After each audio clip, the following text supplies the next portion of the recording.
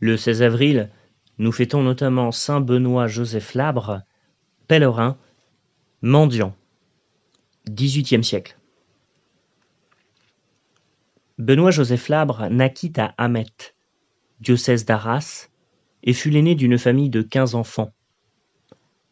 Âgé de 12 ans, il fut reçu chez son oncle paternel, curé d'Hérens, pour faire ses études en vue du sacerdoce. Après la mort de son oncle, Benoît-Joseph passa chez son oncle paternel, vicaire de Conteville, où il ne fit que grandir dans la mortification et la prière. Son attrait était toujours vers le Saint-Sacrement, devant lequel il s'abîmait des heures entières en contemplation. Il y avait déjà longtemps que Benoît-Joseph aspirait à une vie plus parfaite.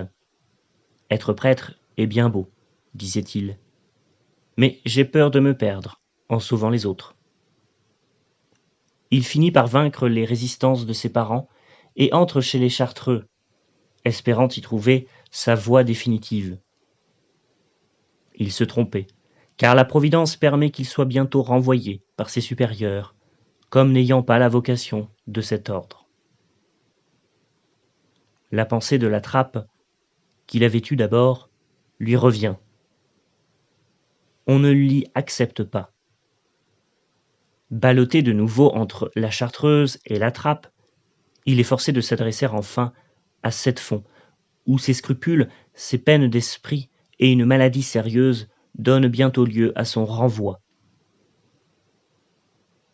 Toute sa réponse à tant d'épreuves était « que la volonté de Dieu soit faite ». C'est alors que Dieu lui inspire cette vocation de pèlerin mendiant, qui devait le mener droit par les chemins les plus ardus de la pénitence à une éminente sainteté.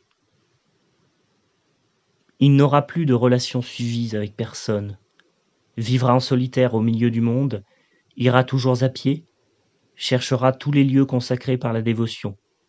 Il sera revêtu d'un habit pauvre et déchiré, qu'il ne changera point. Un chapelet à la main, un autre au cou, un crucifix sur la poitrine, sur les épaules un petit sac contenant tout son avoir, c'est-à-dire son Nouveau Testament, l'Imitation de Jésus-Christ et le Bréviaire. Tel on verra Benoît-Joseph dans ses continuels pèlerinages.